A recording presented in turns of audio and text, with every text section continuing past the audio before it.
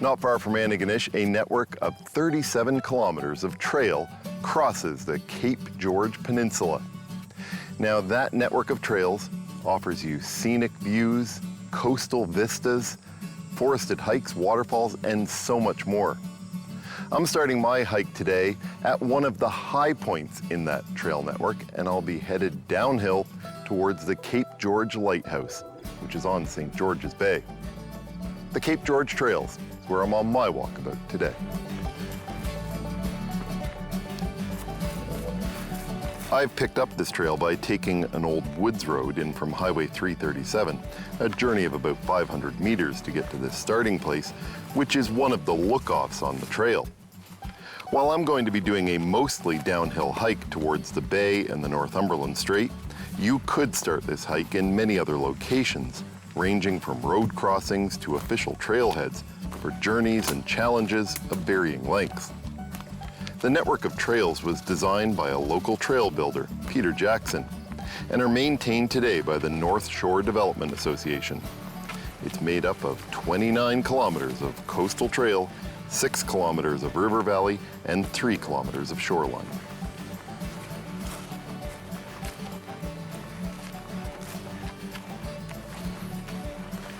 One of the places you can pick up this particular trail loop is somewhere called Trailhead 2, which is located at Ballantine Cove Marina, which is also the home of the Tuna Interpretive Center. It's almost mid-August here at the moment, and that means we are approaching prime tuna fishing season.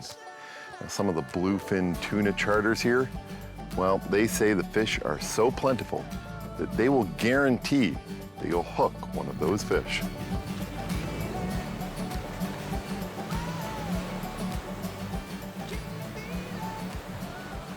You can learn all about tuna and tuna fishing by stopping by that interpretive center. Despite being available in tiny cans at the supermarket, bluefin tuna have been recorded in excess of 1,500 pounds, making them the largest of a group of fish, which includes marlin and swordfish. They are the largest of the tuna species and live up to 40 years. The bluefin tuna fishery is one of the most lucrative worldwide. But with that has also come overfishing, with stocks having declined dramatically over the past 50 years. With concern for overfishing, there were unsuccessful attempts to ban the trade in bluefin tuna. But while that was not successful, quotas on fishing tuna over the last 15 years have resulted in some recovery. And the bluefin tuna has been moved from the endangered category to the least concern category on the red list of threatened species. Bluefin tuna are really interesting, especially in terms of how they have adapted to survive as such a very large species. They're warm-blooded, but they're able to regulate their temperature in much the same way that a heat pump works, so that when the water is less than 20 degrees Celsius, they can maintain their body temperature above that without any problem at all. And that's one of the reasons that they are such an expensive and prized fish. Popular for sushi, they have to be caught without overstressing them, if you can imagine. Otherwise, their body temperature and lactic acid levels rise, which changes the fish quality and makes them worth less in the big fish markets of the world. The charter business for bluefin tuna in this area is mostly catch and release because of the still precarious nature of the world bluefin population. There are some tournaments which allow retention of fish, but those fish come from commercial quotas. Here in the Gulf region of Nova Scotia, there are 135 commercial bluefin tuna license holders, another 359 over in Prince Edward Island, and 102 in the Gulf region of New Brunswick. Of course, there are other regions with licenses too, but those are the biggest and the ones specific to the waters off this coast. And some of the Nova Scotia license holders sail out of nearby Ballantyne's Cove. Ballantine Cove is the name of the community that I've been mostly hiking through on this journey, although there are other communities at this end of the Cape, such as Livingston Cove and Cape George Point.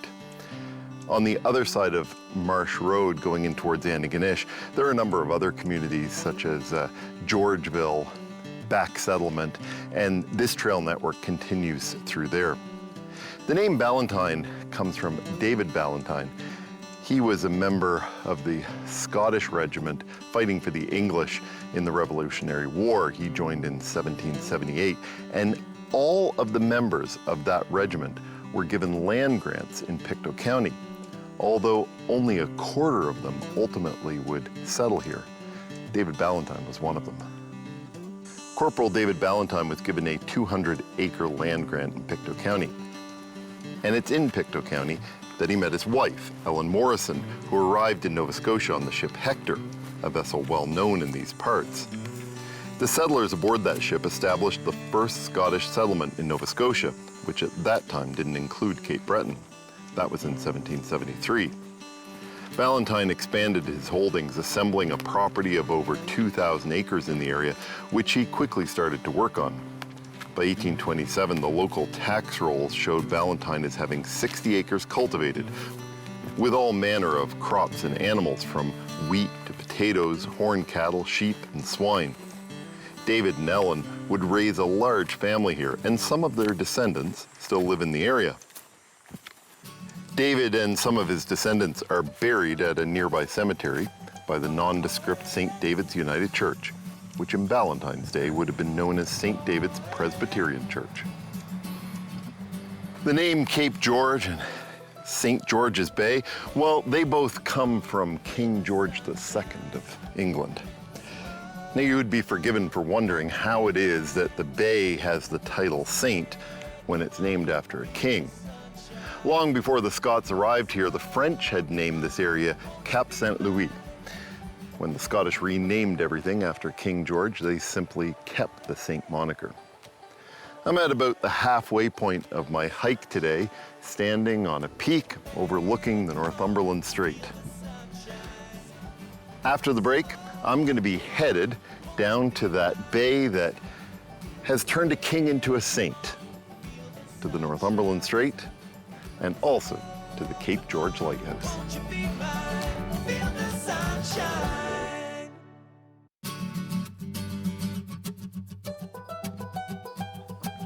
I'm on the Cape George network of trails, and I have reached the top of one of the peaks in this network, and I'm taking in this beautiful view overlooking St. George's Bay, looking out towards Antigonish in that direction.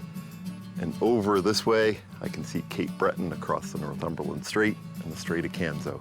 This is why people do these hikes, to take in these views and enjoy a place that is free of other people, where you can just enjoy the outdoors.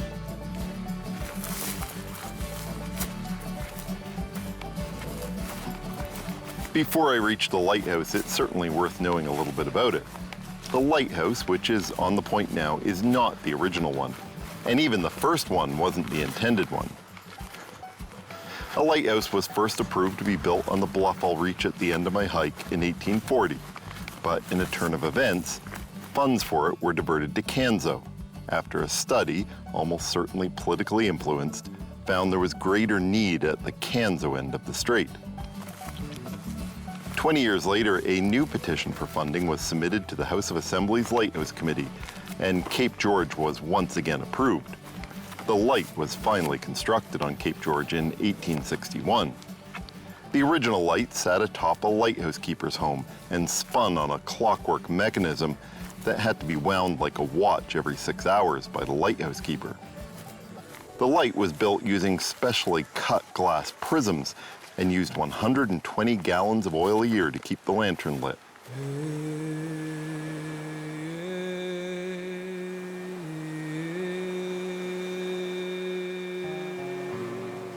The first lighthouse keeper, David Condon, wrote of his work to the MP of the day and Attorney General, Sir John Thompson, saying that at times the mechanism didn't work due to the gales and the shaking of the building, and he would have to sit for hours on the cold floor, turning the light by hand. The early lighthouse keepers earned a sum of $450 a year. That's less than $20,000 in today's earnings. When Condon wrote to his MP about the conditions in the lighthouse, he also asked if it would be possible to have his pension eligibility extended so he could retire. The cold, drafty house and at times miserable conditions had left both he and his wife with chronic rheumatism, bronchitis, and other health ailments.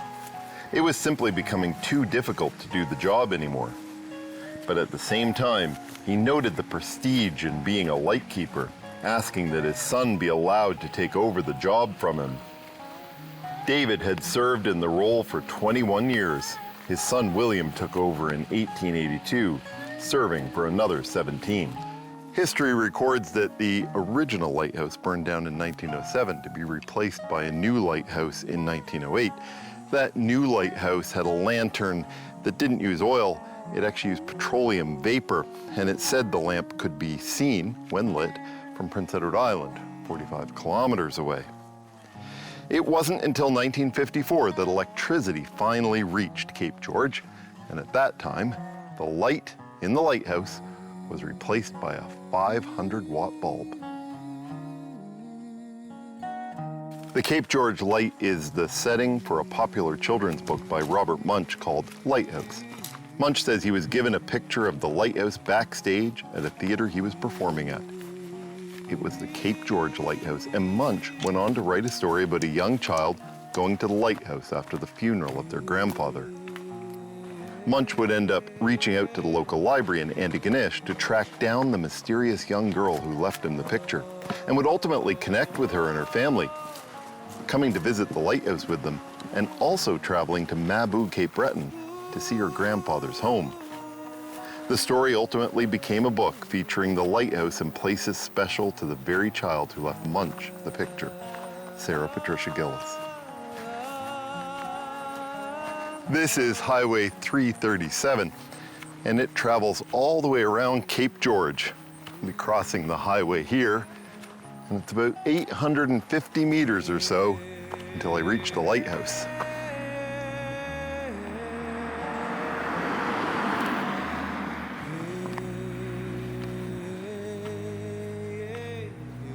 The highway is part of the Cape George Scenic Drive, which is a 100-kilometer long route from Antigonish through to Sutherland's River in New Glasgow.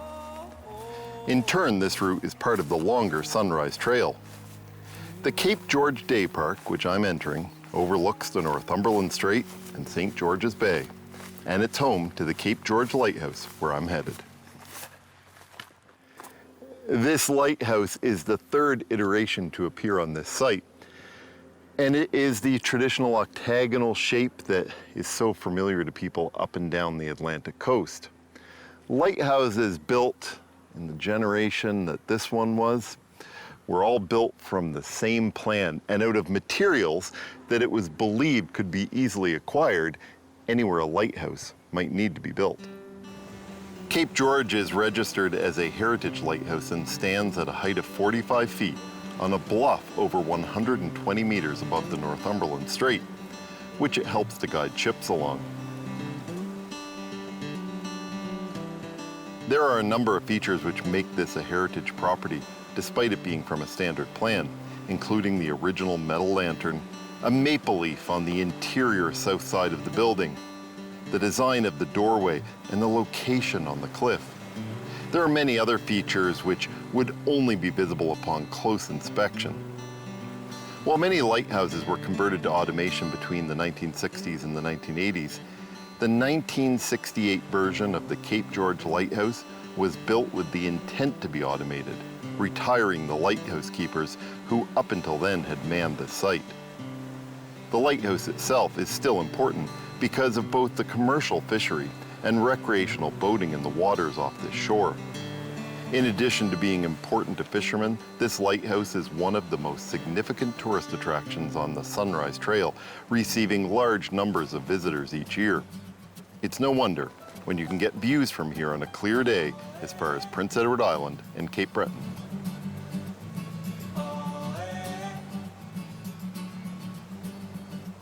So a funny story about the original lighthouse on this site, not this version, of course. That original cut glass prism in the 1861 version, well, it was intended for Cape St. George in Newfoundland, not this place. And it was a shipping error that resulted in it arriving at Ballantine Cove and then being taken by horse and wagon all the way to this site and installed before anybody realized the mistake. They weren't going to uninstall it, so it stayed here. On the other side of the Cape, there is another small lighthouse with a story, and I'm going to go visit that. But I'm not going there for the lighthouse, I'm actually going there for the fossils and the sunset. Arisaig Provincial Park. That's after the break.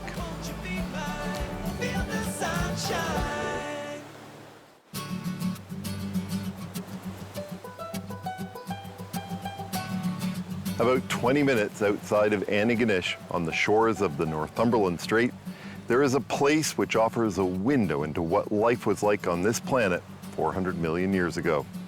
The same place also offers some of the history of Nova Scotia's earliest Scottish settlers. Arisaig Provincial Park. It's where I'm on my walkabout today. Arisaig is a name which originates with the Gaelic Scots. John Van Gillis arrived in nearby Pictou in 1791 and traveled here because it reminded him of his home, the small village of Arisaig in the west of Scotland. The word Arisaig means safe bay. This community is the location of the oldest parish of Catholic Highland settlers in Nova Scotia, and the second oldest parish of the Diocese of Antigonish. The first church here was a log cabin style building constructed in 1792. It's actually near where the current church is, that was built in 1878 and is dedicated to St. Margaret of Scotland. A monument stands where the first church once stood. This community was largely based around fishing. And with any fishing enterprise, safety is important. So in 1895, locals here hung a lamp at the end of the wharf to guide fishermen home in the dark. It was probably an oil lamp. That was never going to be enough, and so in 1898, they built a lighthouse. Now that lighthouse burned down in 1930, but in 2007, the community got together and found the original plans, and they built a working replica, which still sits on that wharf to this day. Fishing is still important in this community. The wharf today has both a fish plant and lobster interpretive center. You can actually walk to this park from that wharf along the beach. And if you are near that wharf, you'll see a rock formation called Frenchman's Barn. That rock is named because it looks like a barn, and a French ship was wrecked on it in the 17th century. It's said skeletons were found near the rocks for some time after. To give you an idea of where I am, that is Arisaig Wharf and of course the lighthouse. The other side of it is Frenchman's Barn. Across is Prince Edward Island. I can just make it out in the haze. That is Pictou Island down there. And this, of course, is the shoreline of the Northumberland Strait. Now, I'm going to be continuing west along the shoreline, and as I go west, there is a history here that is much older than the Scots, contained in the fossils. The first officially recorded fossils on the beach and in the cliffs of Arisaig were by Reverend Dr. David Honeyman, and they mark what is likely the start of Honeyman's future in geologic discovery. Honeyman was from Scotland, having been born there in 1817. He studied natural history and Oriental languages. But it was becoming a preacher that brought him to Nova Scotia. Halifax, in fact, where he accepted a job as a professor of Hebrew. He became an ordained Presbyterian minister while in Halifax and moved to Antigonish in 1850. But his trips to Arisaig changed him. By 1858, he'd left active ministry to focus on geology. Honeyman lived in Antigonish from 1852 until 1867. He was a citizen scientist of sorts, something which was fairly common at that time. Now, living in Antigonish, he would come down to Arisaig and he would explore the beach. And when he found fossils, he would write papers about them, he would present at scientific conferences, he would even send his finds to world-renowned geologists. There came a point when he realized There needed to be a public storehouse for all of these finds, not just his, but the finds of other scientists and citizens. And so he began lobbying for a museum of sorts. And so the Provincial Museum was founded, what is now the Nova Scotia Natural History Museum. And Honeymoon became the first curator.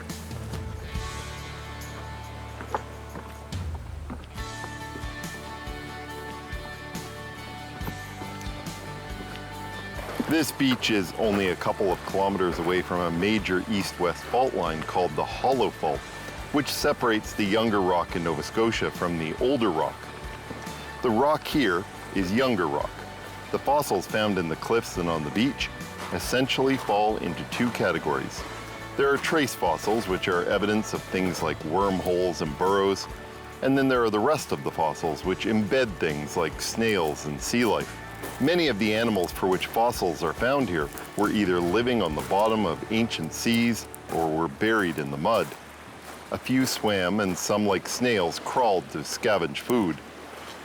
The types of animals found in the fossil record here suggest that they come from a time when there was plenty of food, sunlight, and oxygen. These are the fossils which give us that window into life on the planet 400 million years ago. Fossils are constantly being revealed all along the shoreline, so there is always the possibility of finding something new and exciting. They are revealed through erosion of the cliff and beach. That erosion happens in many different ways, from the pounding of the surf and changes in the tide, to the winter ice that fills the strait, and from water flowing from higher points on shore through spots like this waterfall, which has carved a stream in the beach all the way to the shoreline. Like everywhere, Arisag is going through change, and that is evidence here in the fossil record. It's evidence in the erosion that's being caused by the waterfall, the landscape. Even the setting sun is a symbol of change. When the Scots came here, they farmed these cliffs, and of course, clearing them allowed a different kind of change, new growth. Spruce trees grew up here, and that's not natural for this environment. And so parks workers are now removing those and replacing them with things that would have grown here, like hemlock and yellow birch. The father of modern geology, James Hutton, once said that time is allowed to accomplish all the change in the earth that can happen. That is something to pay attention to and to watch for when you're on your next walkabout.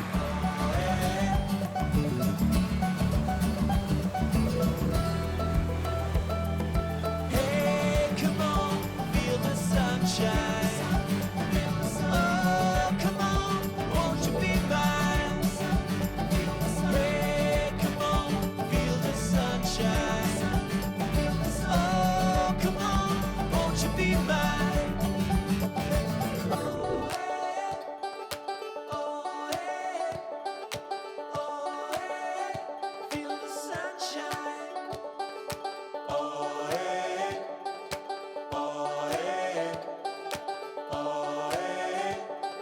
Sunshine.